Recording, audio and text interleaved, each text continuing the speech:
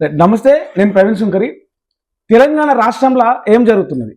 ప్రశ్నిస్తే జర్నలిస్టులను అరెస్ట్ చేస్తారు, తెలంగాణ భాష మీద దాడి చేస్తారు, తెలంగాణ అస్తిత్వాన్ని ప్రశ్నిస్తారు. ప్రస్తుతం జరుగుతున్న పరిణామాలు ఇవి. దీని గురించి మనతో మాట్లాడడానికి సీనియర్ జర్నలిస్టు, తెలంగాణ జర్నలిస్టుల ఫోరం నుంచి పల్లి రవికుమార్ అన్న ఉన్నాడు. అన్నతో మాట్లాడుతాం. అన్న నమస్తే.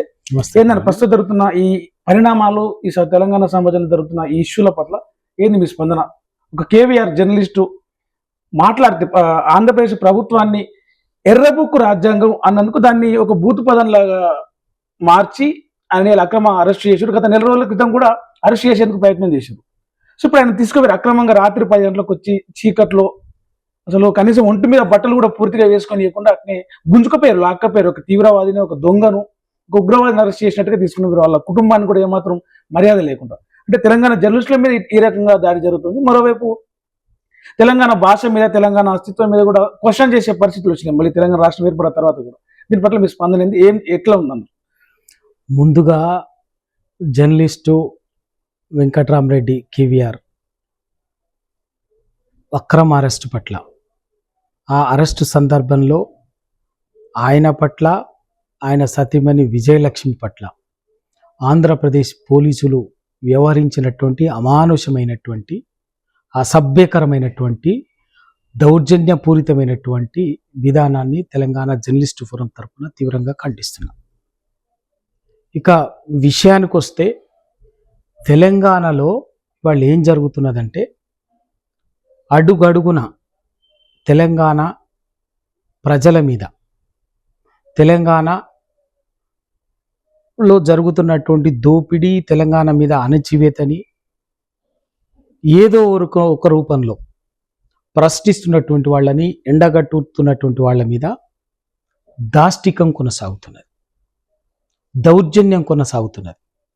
అది ఇక్కడి ప్రభుత్వం ఒకవైపున చేస్తున్నది, ఇక్కడి ప్రభుత్వము, ఇక్కడి పోలీసులు చేయడం ఒక ఎత్తు అయితే, ఇక ఇప్పుడు లేటెస్ట్గా ఏంటంటే ఆఖరికి తెలంగాణ ఏదో లూటిపోయినట్టుగా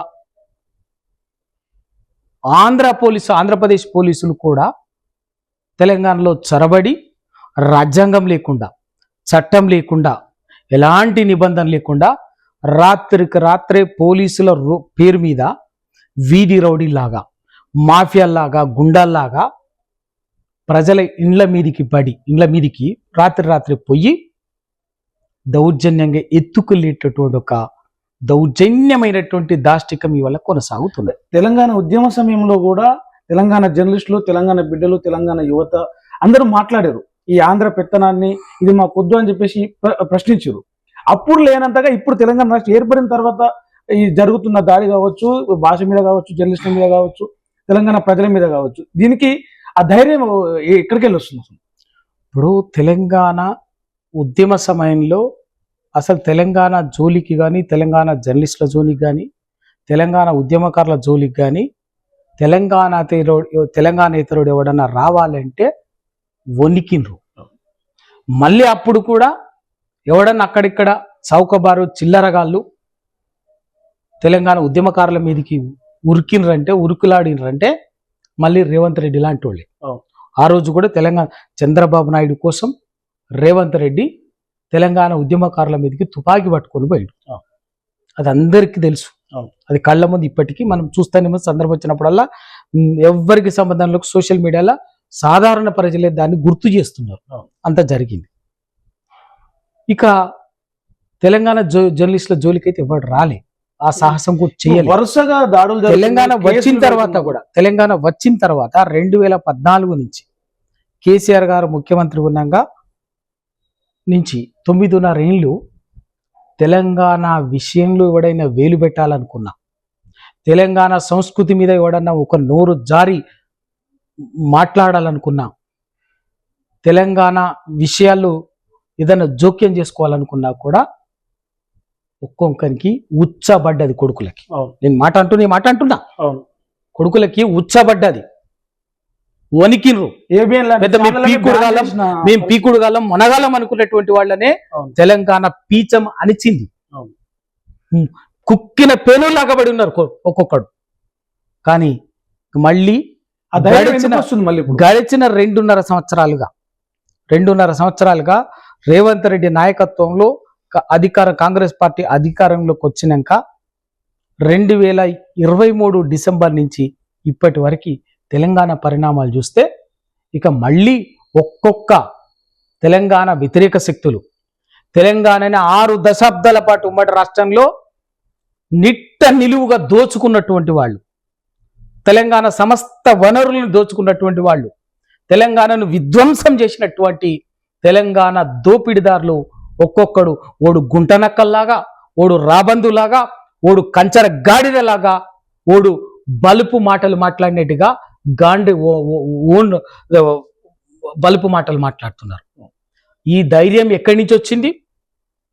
ఇవాళ ఒక తెలంగాణ నగర నడిబొడ్డున, హైదరాబాద్ రాజధాని నగర నడిబొడ్డున ఒక జర్నలిస్ట్ ఇంటి మీదికి ఎక్కడో బొబ్బిల్ నుంచి పోలీసులం అని చెప్పి వచ్చి ఇంటి మీదకి చొరబడి, వాళ్ళు వచ్చింది కూడా మఫ్టీలో వచ్చిర్రు, మఫ్టీలో వచ్చి ప్రైవేట్ కార్లో వచ్చి రాత్రి 9-10 గంటల ప్రాంతంలో దౌర్జన్యంగా ఇంటి మీదకి ఇంట్లో చొరబడి, అప్పటికి ఆ Venkatrama Reddy civil dress night dress లోనే ఉన్నాడు, షార్ట్ బనీన్ మీద షర్టు కూడా వేసుకోలే. ఆయన భార్య విజయలక్ష్మి అమ్మాయి కూడా నైట్ డ్రెస్ లోనే ఉన్నది, పిల్లలు నైట్ డ్రెస్ లోనే ఉన్నారు. అంత దౌర్జన్యంగా చొరబడి వాళ్ళని తీసుకుపోతుంటే భార్య అడ్డం పడింది. ఎవరు మీరు, అసలు ఎక్కడి నుంచి వచ్చారు మీరు అంటే, మేము పోలీసులం, మేము పలానంటే, మీరు అరెస్ట్ వారు ఏది చూపించండి అంటే ఇయ్యలే.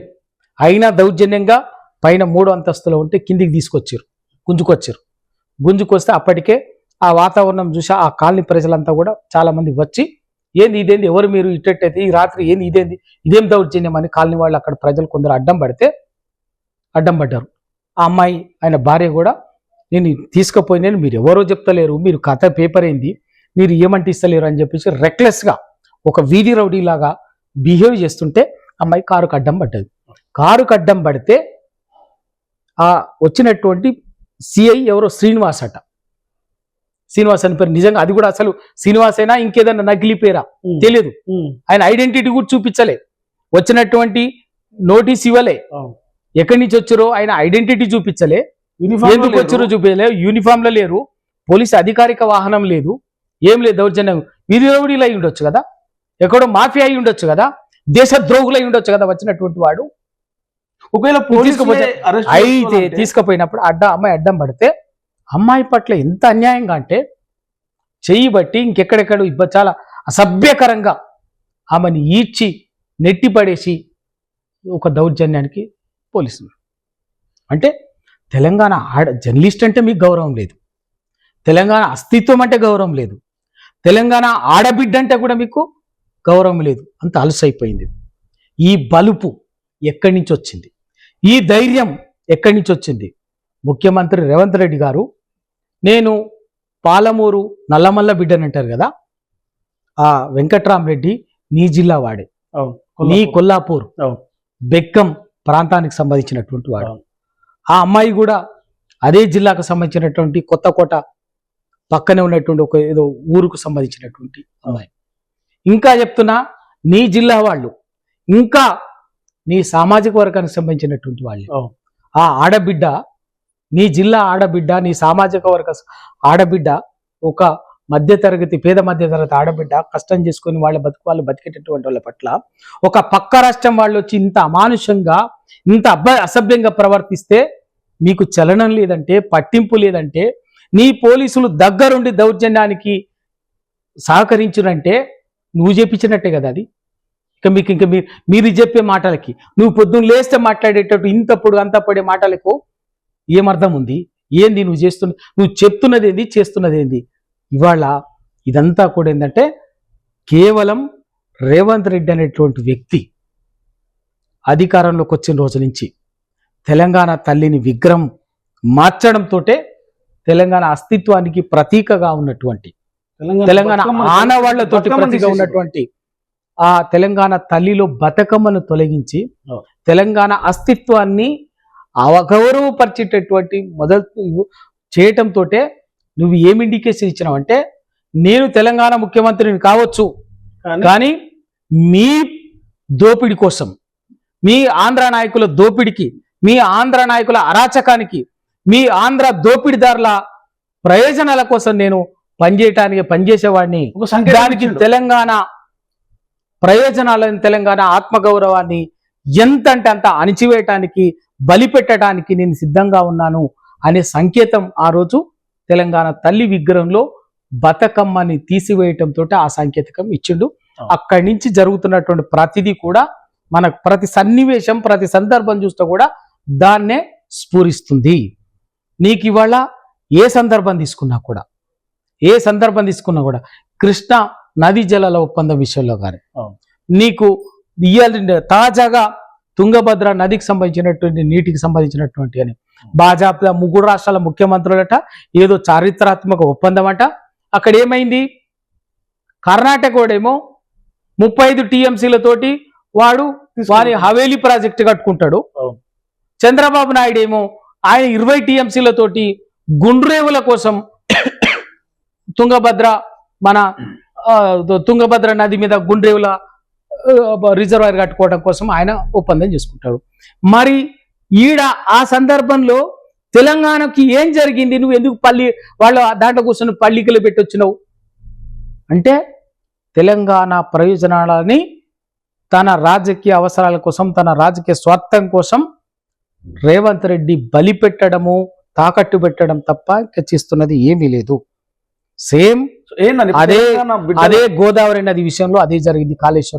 కాళేశ్వరం 2.5 ఏళ్లుగా ఎండబెట్టి బాజాప్తా చంద్రబాబు నాయుడు పోలవరం నుంచి బనకచర్ల నుంచి బాజాప్తా తమిళనాడు కావేరికి నీళ్లు తీసుకుపోయేటట్టు చేస్తున్నాడు. ఏంది మరి తెలంగాణ సమాజం ముందున్న లక్ష్యం ఏంది, కర్తవ్యం ఏంది? అప్పుడేమో స్వరాష్ట్రం కావాలని కొట్లాడు, ఇప్పుడు స్వరాష్ట్రంలో కూడా ఈ రకంగా దోపిడీ జరుగుతుంది. ఏం చేయాలి తెలంగాణ బిడ్డలు? ఇప్పుడు ఇవన్నీ కూడా ఏంటంటే తెలంగాణ పౌర సమాజానికి, తెలంగాణ బుద్ధిజీవులకి, తెలంగాణ వివిధ అస్తిత్వాలతో పనిచేస్తున్నటువంటి వ్యక్తులకు, సంస్థలకి గడిచిన 2.5 ఏళ్లుగా జరుగుతున్నటువంటి మోసం, ద్రోహం మీద వాళ్ళకి ఇప్పుడిప్పుడే అర్థమవుతున్నది. ఇప్పుడిప్పుడే కళ్ళ ముందు అర్థమవుతున్నది. ఇదేంది ఇది? ఏం తెలంగాణ? అసలు తెలంగాణ ఏమైపోయింది? ఎవని పాలైంది? ఎవని ప్రయోజనాల కోసం వీళ్ళు ఈయన చేస్తున్నటువంటిది అని చెప్పేసి అర్థం చేసుకుంటారు. తప్పనిసరిగా వాటన్నిటికీ రేవంత్ రెడ్డి గారు, కాంగ్రెస్ ప్రభుత్వం వడ్డీతో సహా మూల్యం చెల్లించుకోవాల్సి ఉంటుంది. ఇప్పుడు రేవంత్ రెడ్డి కాంగ్రెస్ ప్రభుత్వం ముఖ్యమంత్రిగా ఉన్నప్పటికీ కూడా ఆయన కంప్లీట్ గా మోడీ బీజేపీకి అనుకూలంగా, చంద్రబాబు నాయుడుకి అనుకూలంగా మాట్లాడుతున్న తీరు, ప్రవర్తిస్తున్న తీరు అంతా చూస్తే ఆయన తెలంగాణ ముఖ్యమంత్రి లేకపోతే ఆంధ్ర చంద్రబాబు నాయుడు మంత్రివర్గంలో ఒక మంత్రి అన్నట్టుగా ఈ మధ్యలో కొంతమంది మేధావులు, తెలంగాణ వాదులు ఒక చర్చ తీసుకొస్తారు. దాని పట్ల మీరేమంటారు?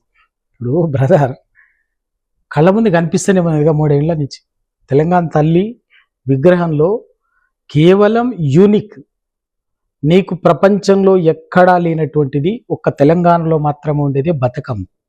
ఆ బతుకమ్మ అన్నది తెలంగాణ అస్తిత్వానికి ప్రపంచవ్యాప్తంగా యూనిక్ ఐడెంటిఫికేషన్. దాన్నే తీసేసింది. బతుకమ్మ చీరల పేర్లు మార్చి ఇంద్రమ్మ పేర్లు మార్చింది.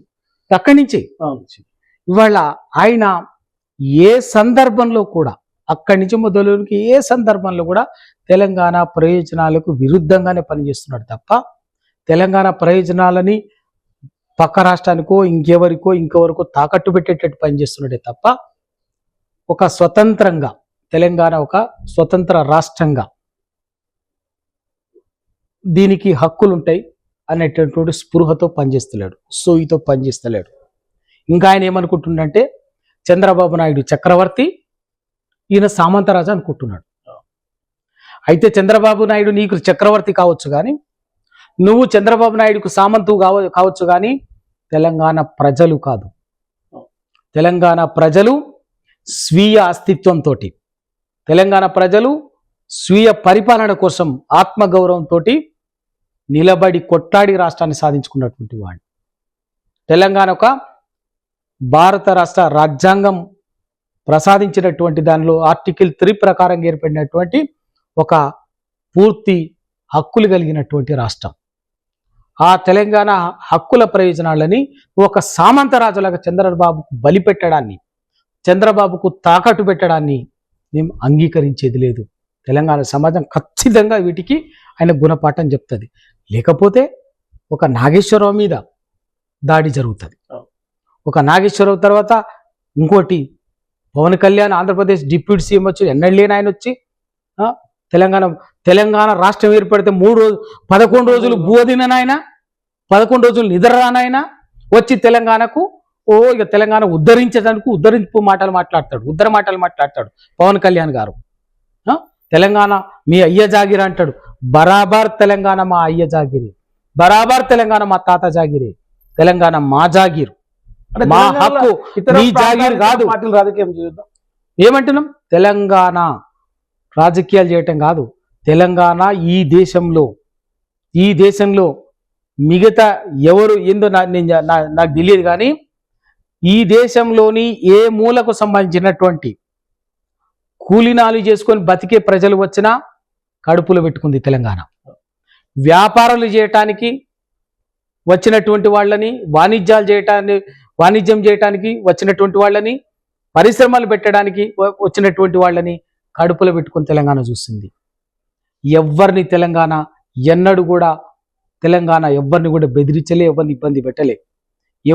ఎవరి స్థాయిలో బతకడానికి వచ్చినా కూడా ఆదరించింది, హక్కును చేర్చుకున్నది, కడుపులో పెట్టుకున్నది. కానీ మీరు చేస్తున్న పని ఏంటంటే, మీరు వచ్చి తెలంగాణ అస్తిత్వాన్ని, తెలంగాణ ఆత్మగౌరవాన్ని సందర్భం వచ్చినప్పుడల్లా కూడా కించపరిచేటట్టుగా బలుపు మాటలతోటి తెలంగాణ ఆత్మగౌరవాన్ని దెబ్బతీయాలని చూస్తున్నారు. మీరు తెలంగాణ రాజకీయాల్లో వేలు పెట్టి తెలంగాణ సమాజాన్ని అస్థిరపరచాలని చూస్తున్నారు. మీ అహంకారపూరిత తెలంగాణ అస్తిత్వాన్ని కించపరిచేటటువంటి మీ దిక్కుమాలిన నికృష్ట రాజకీయాలని, మీ నికృష్టపు మనస్తత్వాన్ని మేము తప్పుపడుతున్నది తప్ప, ఎదురుస్తున్నది తప్ప, తెలంగాణకు హైదరాబాదుకు ఎవరు వచ్చినా ఆదరిస్తున్నాం. తెలంగాణ కల్చర్లోనే సహజీవన సంస్కృతి ఉన్నది. తెలంగాణ జీవితంలోనే సామరస్య జీవన విధానం ఉన్నది. తెలంగాణ ప్రజలు అన్ని సందర్భాల్లో ఒక సహనశీల స్వభావంతో ఉండేటటువంటి వాళ్ళు. అటువంటి మీరు ఆ తెలంగాణ గురించి మాట్లాడు. మీరు పక్క రాష్ట్రం భాషని గౌరవించరా అనేటువంటి వాళ్ళు. మీరు పక్క రాష్ట్రం ఒక పొరుగోని భాషని, సంస్కృతిని, ఆహారపు అలవాట్లని గౌరవించే కనీస సంస్కారం లేనటువంటి వాళ్ళు మీరు. మేం కాదు. తెలంగాణ భాషకు సినిమా వస్తే, ఇడుపు కాగితం అని సినిమా వస్తే దానికి సబ్ టైటిల్స్ వేస్తారా, దానికి డబ్బింగ్ చెప్తారా, తెలుగులో డబ్బింగ్ చెప్తారా, ఇది మాకు అర్థమవుతుందా అని చెప్పేసి మాట్లాడారు. నిజంగా తెలంగాణ భాష, తెలంగాణ పదాలు అంత అర్థం కానట్టుగా ఉంటాయన్నా? ఆ మాట మాట్లాడినటువంటి బేవుహుబు వానికి ఏమర్థమవుతుంది? వానికి ఏం అర్థం కాదు. ఎవడో బేవుహుపాడు, ఫాగల్ గాడు, అటువంటి బేవుహువానికి ఏం అర్థం కాదు. తెలంగాణ భాష ఒక అద్భుతమైన మానవీయ భాష. తెలంగాణ భాష ఒక జీవ భాష, సజీవ భాష.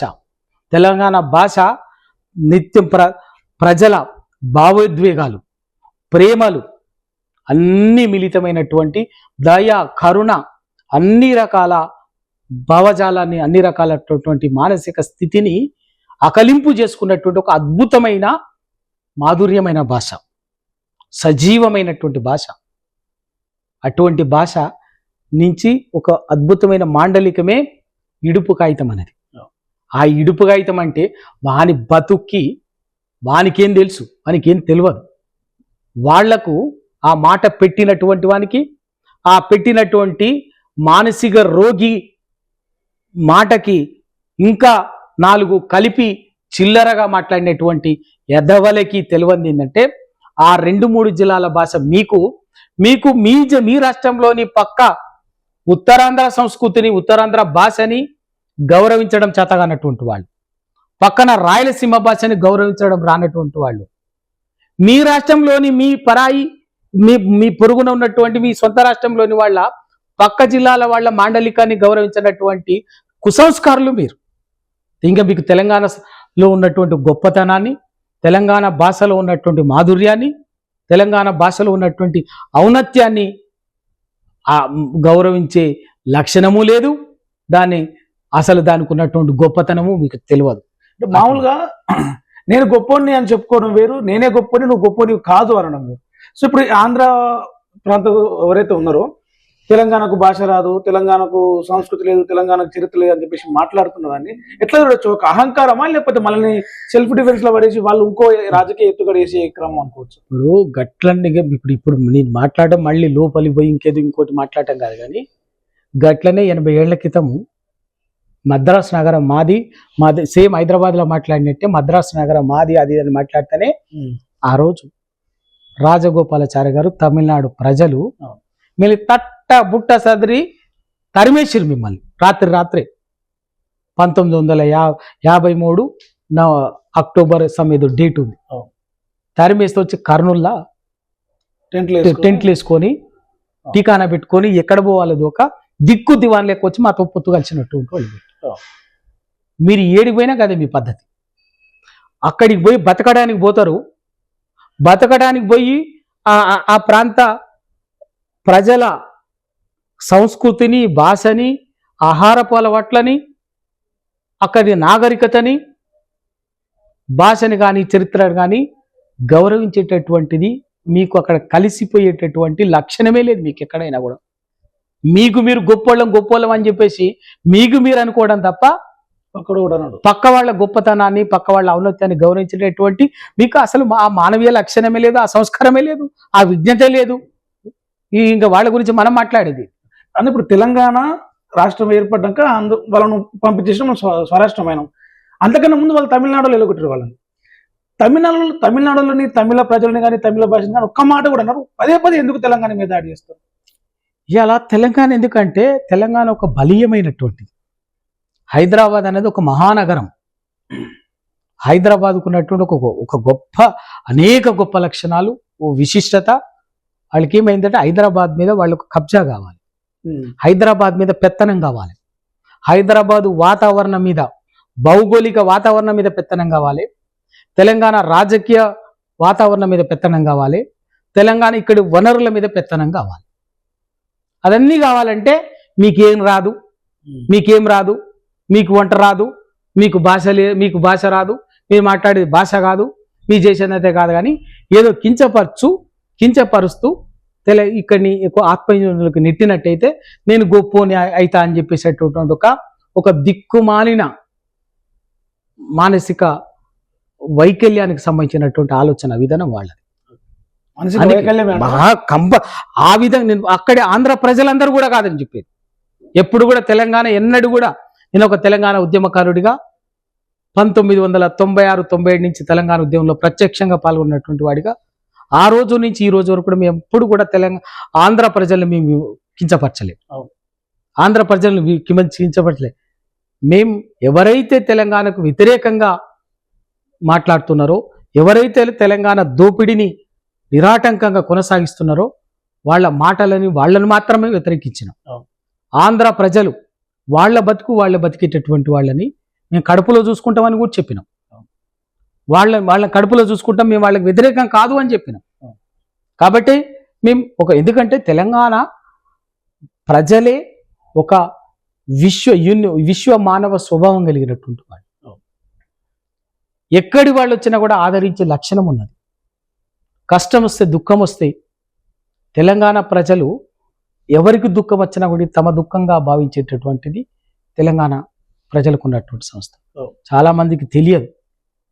ఫలస్తీనాకు సంబంధించి ఫలస్తీనా మీద సంబంధించి అక్కడ ఆ యుద్ధ వాతావరణం ఎప్పుడు కమ్మినా కూడా ఆ ఫలస్తీనా ప్రజలకు సంఘీభావంగా హైదరాబాద్లో కొన్ని వేల మందితోటి సంఘీభావ ప్రదర్శనలు జరిగాయి. ప్రపంచవ్యాప్తంగా ఎక్కడ ప్రజలు ఇబ్బంది పడ్డా వాళ్ళకు సంఘీభావంగా తెలంగాణ సమాజం స్పందిస్తుంది. తెలంగాణకు ఉన్న గొప్ప లక్షణం అది. ఇయాల్టి కాదు, చరిత్ర, దశాబ్దాల చరిత్ర చెప్తుంది. ఇలా ఊరికి వాళ్ళు ఏదో మాట్లాడి ఏదో చెప్పేస్తే చదువు. తెలంగాణ విశ్వమానవ స్వభావం కలిగినటువంటి తెలంగాణ మనిషే విశ్వమానవుడు. ప్రపంచంలో ఎక్కడి వాడు వచ్చినా కూడా ఆదరించే స్వభావం ఉన్నటువంటి వాడు. ప్రపంచంలోని ఎక్కడికి కష్టం వచ్చినా మాకు కష్టం వచ్చిందని స్పందించే గుణం ఉన్నటువంటి వాడు. వీళ్ళకి అది కాదు. వీళ్ళకి తెలిసిందే భాష, వీళ్ళ తప్ప ప్రపంచంలో ఎవ్వరి భాష కాదు. వీళ్ళు తినేదే తిండి, వీళ్ళ తిండి తప్ప మిగతా ప్రపంచంలో అంతా కూడా తిండి కాదు. వీళ్ళకున్నదే చరిత్ర, ఇక ప్రపంచంలో ఎవ్వరిది చరిత్ర కాదని కొందరు మాట్లాడుతుంటారు వాళ్ళు. అటువంటి ఆ విధంగా బలుపు మాటలు, అహంకారపూరిత మాటలు, కించపరిచేటటువంటి మాటలు మాట్లాడే వాళ్ళకే వ్యతిరేకమే. వాళ్ళ అహంకారానికే వ్యతిరేకిస్తాం తప్ప అక్కడి ప్రజల ఎవరి కష్టం వాళ్ళు చేసుకునేటటువంటి ప్రజల్ని మేము ఎప్పుడు వ్యతిరేకం కాదు. ఇప్పుడు కాదు, ఎప్పుడు కాదు, ఇంకా కూడా కాదు. నేను ప్రస్తుతం ఇక ఫైనల్గా తెలంగాణ భాష మీద ఒక దాడి జరుగుతూ ఉన్నది. ఆత్మగౌరవం, అస్తిత్వాన్ని ఎక్కిరిస్తూ ఉన్నారు. జర్నలిస్టులు, ప్రశ్నించే జర్నలిస్టుల మీద ఒక రకమైన ఆటవిక చర్య అనుకోవచ్చు. దాన్ని వాళ్ళు పీక నొక్కడం, వాళ్ళు ప్రశ్నించకుండా, వాళ్ళు మాట్లాడకుండా చేస్తూ ఉన్నారు. వీటన్నిటి మీద తెలంగాణ జర్నలిస్టుల ఫోరం ఎలా స్పందించబోతుంది? ఎట్లా ఉంటుంది? ఏమైనా కార్యాచరణ ఏమైనా అనుకుంటున్నారు? ఖచ్చితంగా తెలంగాణ ఎప్పుడు, తెలంగాణ జర్నలిస్ట్ ఫోరం కానీ, తెలంగాణ జర్నలిస్టులం కానీ, తెలంగాణ ప్రజల అస్తిత్వం, తెలంగాణ ఆత్మగౌరవం, తెలంగాణ స్వీయ పరిపాలన కోసం రాజకీయాలకు అతీతంగా నిలబడి పనిచేసే సంస్థ. ఇవాళ కూడా గదే స్ఫూర్తితోటి రాజకీయాలకు అతీతంగా, వైరుధ్యాలకు అతీతంగా తెలంగాణ ఆత్మగౌరవానికి, తెలంగాణ స్వీయ పరిపాలనకి, అస్తిత్వానికి ఏ విధమైనటువంటి నష్టం వాటిల్లుతుందని అనుకున్నా కూడా తప్పనిసరిగా నిలబడి పనిచేస్తుంది. అన్ని వర్గాలను కూడగట్టి ఐక్యంగా దాన్ని ముందుకు తీసుకుపోయేటటువంటి తెలంగాణ రక్షణ కవచంలాగా ఇది నిలబడి పనిచేస్తుంది. అదే స్ఫూర్తితోటి ముందుకు